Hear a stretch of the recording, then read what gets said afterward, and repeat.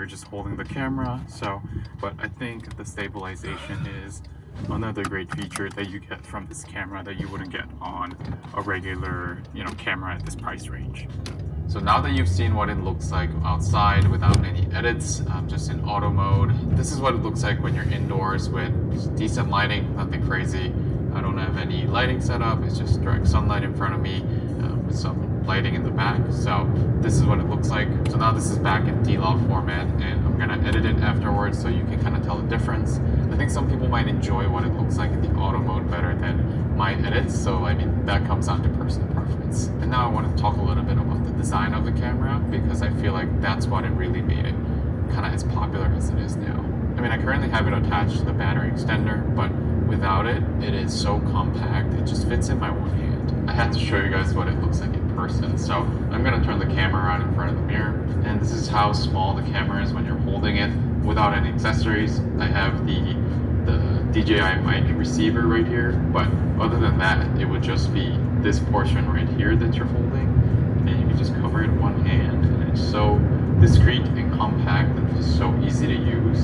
So when you're vlogging, or if you're shy about being in public like I am, it makes it a lot easier. And speaking of accessories, there's so many accessories you can buy for this camera. I have 2 battery extenders. I also have the legs, which comes in pretty handy when I just want to set down the camera. But I know there are filters, there are different lenses that you can buy, so the opportunity is endless. But I just wanted to show you what you would get if you were to just pick up this camera without any additional accessories.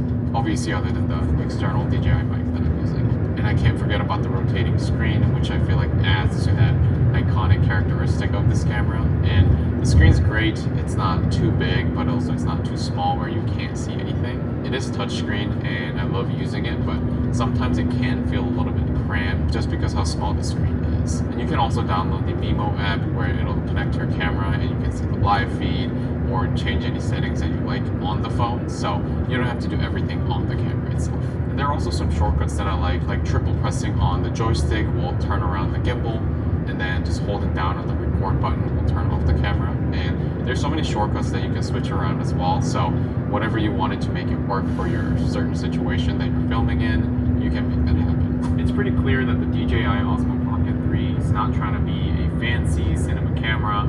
It's just really good at letting you capture your life without you having to overthink things. Anyway, that's it for me. I'm going to continue using this camera for all my channels, and thank you so much for watching, and I'll catch you in the next video. Bye.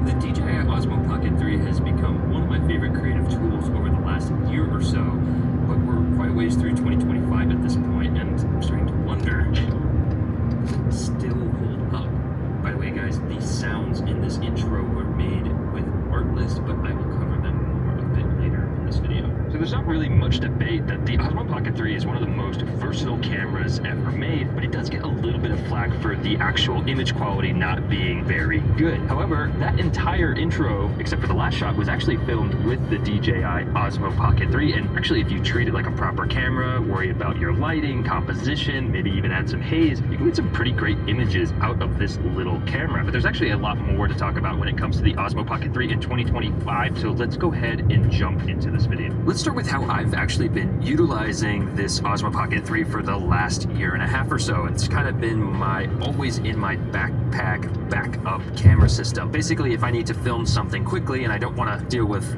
all this nonsense, I can just get out the Osmo Pocket 3, flip it on, and I'm pretty much ready to roll. But now that I'm able to use these DJI mini mics, which have been really convenient, directly paired to my Osmo Pocket 3, it has made filming these talking head A-roll things much more convenient as well. So I've actually been using it on occasion to film actual talking head for YouTube content. And that also extends into Instagram Reels, because I can quickly switch it into vertical mode and get some pretty high quality Instagram Reels that can also track me if I needed to. Also, it's super underrated that I can just pair this up to my phone, and look, I can control it completely from here if I want to. I can also do whole tracking thing. Now I can walk around that's not very well composed, so I can recompose it. It's so good. Just to put the Osmo Pocket 3's quality into perspective, here's a quick side-by-side of the Pocket 3 compared to my iPhone 16 Pro compared to my Lumix S9. Here's the thing, the sensor on the S9, it's a full-frame sensor. It's kind of in a league of its own, so of course it looks really good. And then with my iPhone 16 Pro, we're getting a lot of computational videography to make it look a lot better, although I am filming in Apple Log. Whereas the Osmo Pocket 3 is giving us that traditional camera look, but of course it is on a pretty small sensor. I will say, all things considered, I do find that the Osmo Pocket 3 looks really well, but I do think it has probably the least amount of play in post-production if you get your exposure wrong. But I do think that if you light and expose things correctly, like I did in that intro, you can make it look pretty dang good. And again, compared to an iPhone, there's just a nice separation between having a camera and a phone. And for me, I'm not going to put my iPhone hooked up to a car like I would with the Osmo Pocket 3. Also, this is how I make phone calls, this is how I do my emails and all kinds of things, so having this being tangled up in making actual videos is not always the most convenient when the Osmo Pocket 3 exists. So, and I guess that's the thing that I really want to address when it comes to the Pocket 3. It's that bad video quality. It actually has really great video quality if you treat it like a real camera. So even in this scene, I place myself near all this light, and then I'm filming into a darker background in order to actually light myself in a way that looks good while creating kind of an interesting dynamic behind me. So if you actually think about the Osmo Pocket as, yes, it's a real camera, I'm going to treat it that way, I'm going to try to light it that way, I'm going to try to compose that way, I feel like you can really utilize this camera in a much more pleasing way than flipping it out in auto mode, which, you know, sometimes I do that as well. You just got to expect to get the quality of the effort that you put into it. While video quality is definitely important, one thing we often overlook is our audio or our sound design. So let me go ahead and show you guys how I've been using Artlist to do some of the sound design for this video. Now with the footage with proper lighting and adding in the music, it sounds pretty dang good,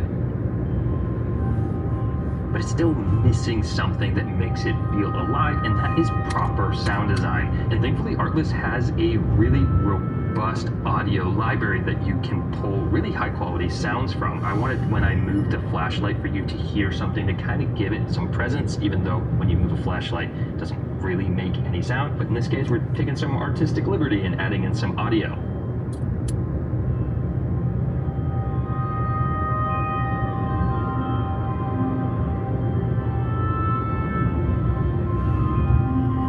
Are really looking to step up your videos, again, audio quality and sound design is often overlooked. So I really do recommend you try out Artlist for yourself and utilize it similar to how I utilized it and upgrade your videos. If you guys use the link in the description, it directly helps me and I greatly appreciate it. So definitely check them out. Now, before we get too far into this video, the Osmo Pocket 3 did get an update recently that has made it a little bit better than it was before. The first thing is that it no longer has a focus breathing issue, or rather you can toggle that on or off. Basically that means the edges of your frame while the camera is focusing aren't going to have that weird warble effect, which is honestly pretty great. Another thing that I've actually complained about with the Osmo Pocket 3 in the past is that there's not really a good way to zoom in, but now I don't know how they did it. There's some fancy optical zoom that you can do with the Pocket 3 now.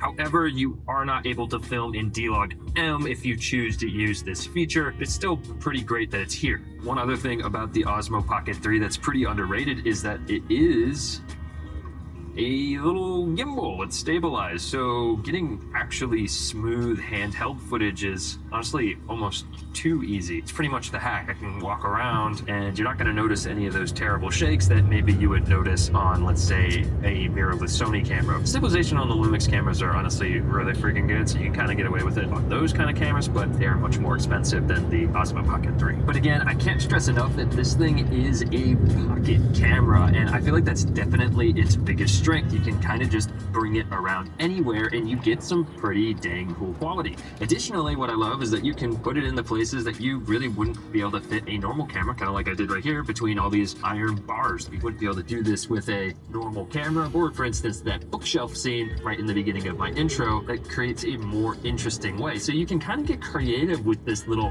pocket camera if you really put your mind to it. Now, actually, another way that we were utilizing the Osmo Pocket 3 specifically was to capture B-roll from from a moving car. So if you have the Move Max Osmo Pocket 3 arm, you can actually get some pretty dang good smooth shots. Now we were doing this to capture BTS of the actual arm we were using from Tilta. However, I think that the Osmo Pocket 3 footage is honestly really good. So if you wanted to get some pretty cool rollers with the Osmo Pocket 3 for Instagram content, for example, I think that could work really well. So one of the things that makes the Osmo Pocket 3 so good are definitely these filters. Now these are the ones by Freewell. You can get them from all different kinds of companies. I'll leave the ones that I use linked in the description. Basically, I've been using this tiny little 1.1x anamorphic adapter, and then additionally I'm using ND filters. I do have a whole video where I talk about like how to make the Osmo Pocket 3 more cinematic. Basically, you use ND filters because the outside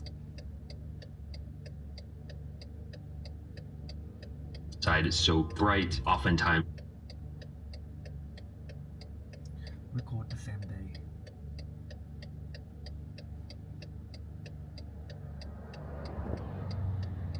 is that you're going to need to use these kind of like sunglasses for your camera, and that's going to allow you to utilize a proper shutter angle. Additionally, this 1.1 anamorphic gives me just a little bit wider of a field of view, which I think looks pretty dang cool. Also, when you use anamorphic lenses, do you see this really cool blue flare that's going across the screen right now? That's something unique to the whole anamorphic squeeze that's happening. So basically what it's doing is it's squishing your footage, which allows you to see farther field of view, and then in post-production you actually de-stretch the image in order to give you a more natural look again, but while retaining that really cool field of view. So if you're really trying to step up your Osmo Pocket 3 game and you're like, why does some people's footage online look so much better than mine? I really do think that it probably comes down to some sort of an anamorphic filter and or ND filters. One of the things about the Osmo Pocket 3 is how small it is. So for this opening sequence, one of the shots I thought would be really cool is to have it kind of mounted up really high and looking down to give some really cool perspective. Basically, I'm kind of using my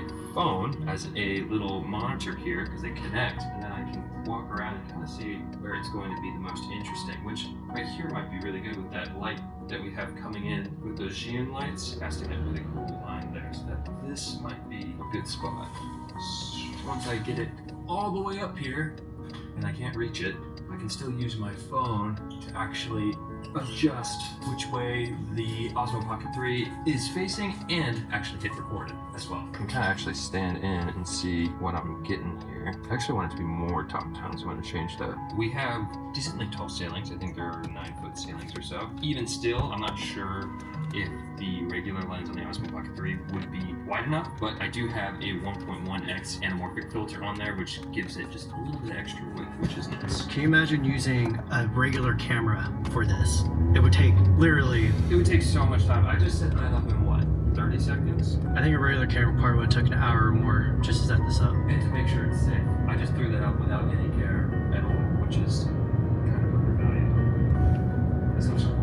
Dia, do you want to get in my shot? Also, again, guys, it's super underrated. Definitely use your phone to help you monitor. And then also, when you're done recording, you can go into the whole media thing and apply a look LUT to make sure that your footage is actually exposed correctly. And that's a pretty handy feature to make sure that your footage actually looks good when you're done lighting and filming your scene. Let me show you guys the lighting situation I have here. It's pretty dang simple. I'll use the Osmo Pocket controller here this way down. So I have a little Zhiyun M20C right down there. That's just adding a little bit of an edge light to my arm. If I go the other way, I have the X60 also from Zhiyun here set up into a bounce, and that's being light motivated from this window. So you see the window and your brain tells you that, oh, he's being lit from that window, which in reality I'm actually being lit from this light off of a bounce. So again, just treat the Osmo Pocket 3 like a real camera. It really makes a difference. So is the Osmo Pocket 3 a worthy camera for you guys in 2025, especially when you consider it compared to like the iPhone 16 Pro or an actual proper camera? Absolutely.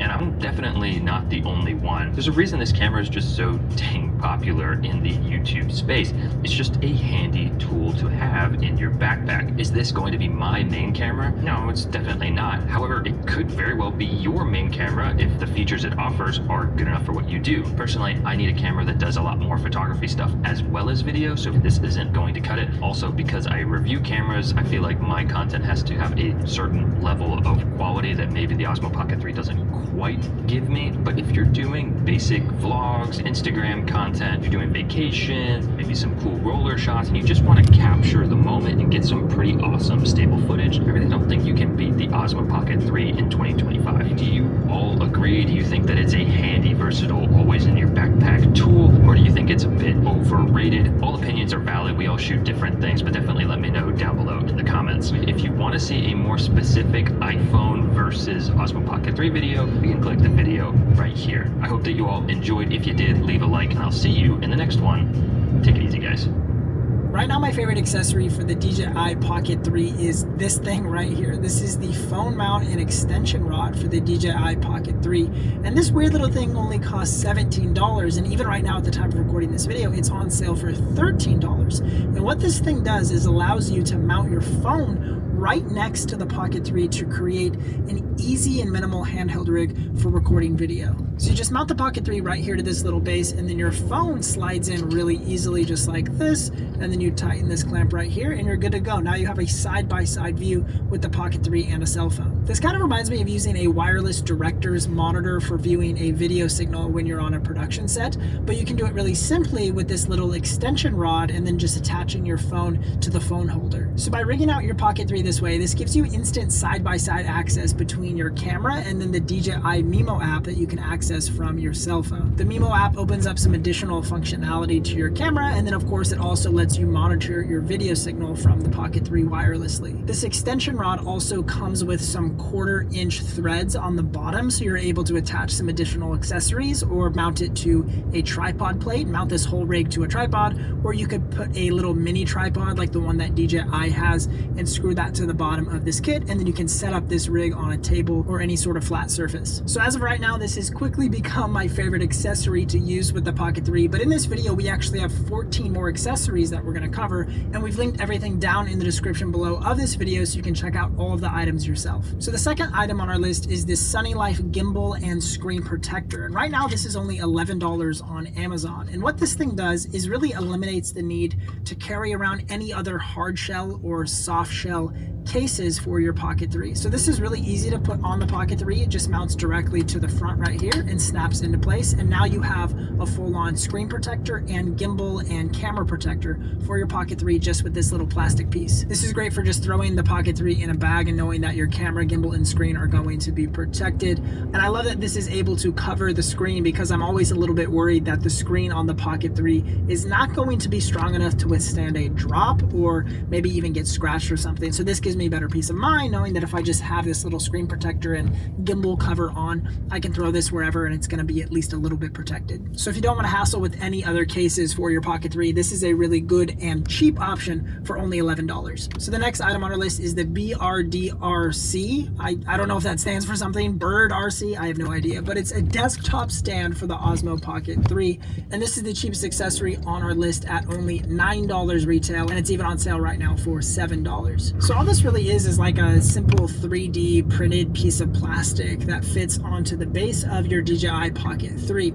And so for any of us who have had the Pocket 3 for a while know that if you try to set this up on its base, it's definitely prone to fall over. So this just increases the surface area a ton and slides right onto the bottom. And even on the bottom of this has kind of like a sticky, rubbery, grippy feel, so it makes it even more likely that it's not going to fall over. And really that's all there is to it. It's about $7 to $9 for a nice sturdy base if you want to use that for your Pocket 3. Now our fourth accessory is also a base for the Pocket 3, and this is the K&F Pocket 3 charging adapter and folding base. So this costs about $24 at the time of recording this video. My favorite thing about this little base is the fact that it is just so small compared to, especially if you look at the one that comes with the Pocket 3. This is their 1/4 inch adapter. It's about half the size of the DJI 1/4 inch adapter that comes with the Pocket 3, and it connects to the USB-C slot on the bottom of the Pocket 3 and and also allows for USB-C power delivery if you want to power the Pocket 3 through this little adapter. There's also a 1/4-inch thread on the bottom of the adapter if you want to screw on additional accessories, and it also has these flip-out mounts on the bottom of the adapter for attaching action camera mount accessories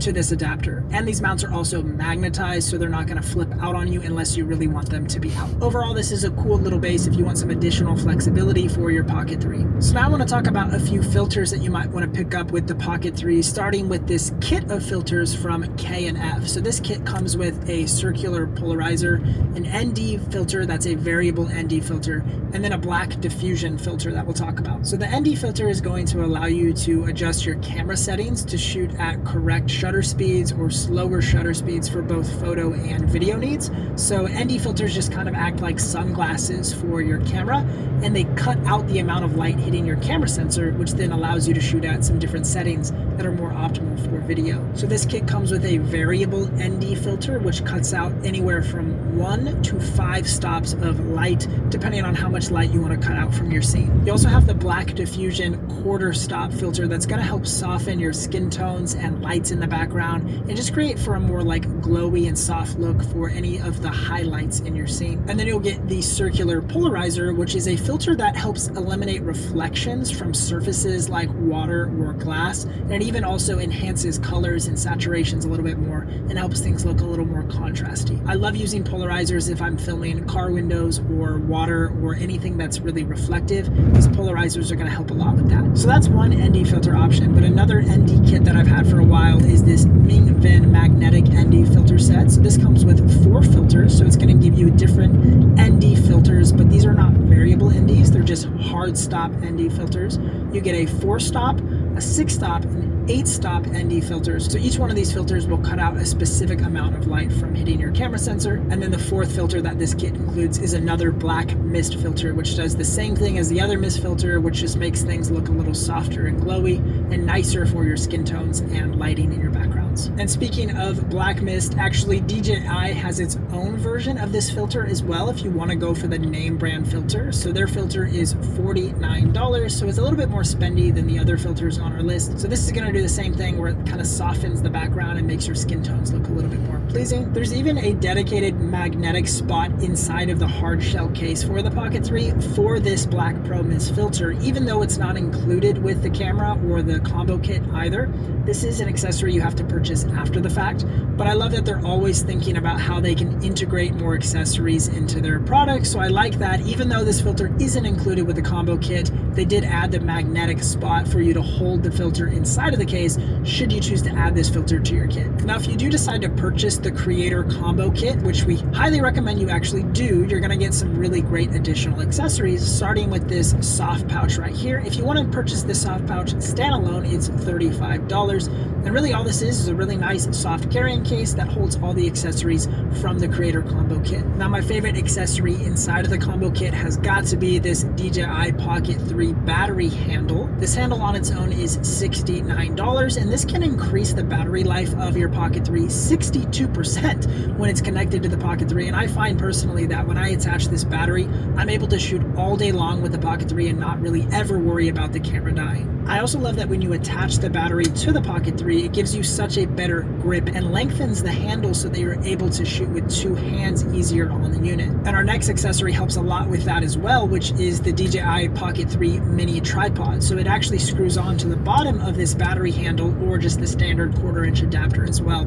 And now you have like this super long stick that's easy to grip with 2 hands. The tripod base also flips out really quickly, and you can set this on a desk or any flat surface and use it as a tripod. And basically anytime I'm using the Pocket 3, I'm using the tripod base, the extended battery, and then the Pocket 3 itself. And this is just probably my favorite way to use this camera. Now, the final accessory in the Creator Combo Kit would be the DJI Pocket 3 wide angle lens. So this wide angle lens is $49, but at the time of recording this video, it's actually on sale for $39. And what this thing does is turns the Pocket 3 from a 20mm lens to a 15mm lens. So this is great for those of you who shoot in tighter or smaller studio spaces or smaller bedrooms, and you want to maximize the field of view you have when shooting on the Pocket 3, that 15 millimeters is going to help a lot with that. Or maybe you're vlogging with the Pocket 3 and you don't want to have to extend your arm so far to get a wider field of view. This 15 millimeter focal length is going to help get that wider field of view without having to extend your arm so far. And I love that with this hard shell case, they thought through where their accessories could all live inside of this tiny little case right here. So the wide angle lens fits right there. The Black Pro Mist fits down here.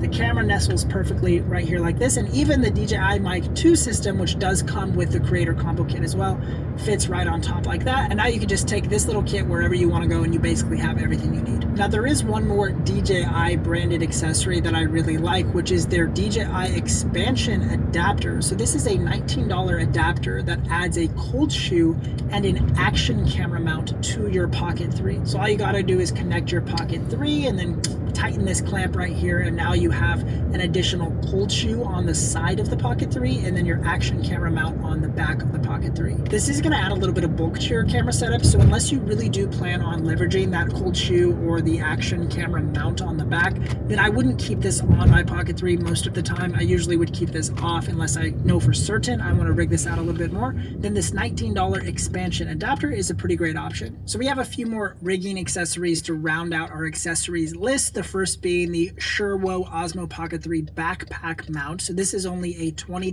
backpack mount, and it's a Velcro mount that straps to any sort of backpack strap. This thing is really easy to use, and it allows you to carry the Pocket 3 in a more creative way for hiking or maybe even a BTS filming setup on a video shoot. And for me, this is just kind of a fun accessory for those who are wanting to use the Pocket 3 in a more creative way. And for me personally, this isn't something I would use a whole lot, but I know some creators would find this really, really helpful, so I wanted to make sure to include it on this accessories list. Our next accessory is this Tilta Pocket 3 accessory mounting expander, and it's kind of like a cage for the Pocket 3. This cage from Tilta is only $32, and right now it's even on sale for $28. You can check it out down in the description below. So in order to mount this cage to the Pocket 3, you need to make sure you have your 1/4 inch adapter base on the bottom of the Pocket 3, and then it just slides right into the cage, and then you can just screw the 1/4 inch screw that's built into the Tilta cage into the 1/4 inch base. So now this cage is going to give you all sorts of 1/4, 20 mounting points all over the sides of the cage, as well as a NATO rail on each side that you can mount NATO style accessories to. Overall, this rig is just a way more secure and reliable rig than the first phone holder rig setup that we talked about at the beginning of this video. And then you can pair this cage with our final accessory on our list, which is this Neewer NATO side handle to create a two-handed shooting experience with your Pocket 3, which I think is really cool. So this Neewer side handle just screws right on to the side of this Tilta cage, which is now going to allow me to film with two hands when I'm recording.